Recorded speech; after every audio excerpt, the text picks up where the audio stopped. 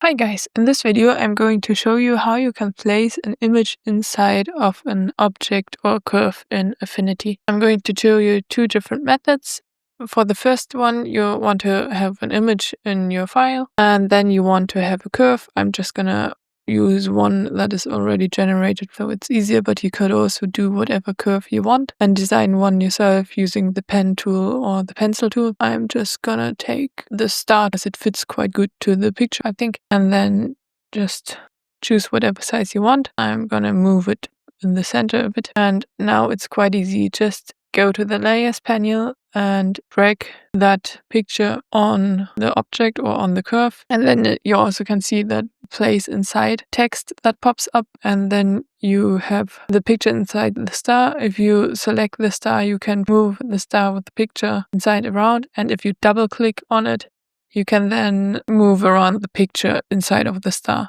So you could, for example, just turn it, enlarge it, and so on. If you want to delete the picture out of the curve, you can just click on it and drag it on top of the star, and then the picture will be there and the star will be there again. For the other method, you want to select the star and then right click on it, scroll down a bit and click on convert to picture frame, and then you can see that there's a cross inside of it, and also the symbol here shows that it is now a picture frame. When you now select the star, you have a row popping up here where, for example, you can just select properties and so on, and there's also a button to replace the image. You can click on that and then search for the image that you want, or you could place the image by drag and drop, so just do it like that. And here it's basically the same. When you double click on the image or on the inside of the star, you can move the image around, and if you just select the star, you will move the star around and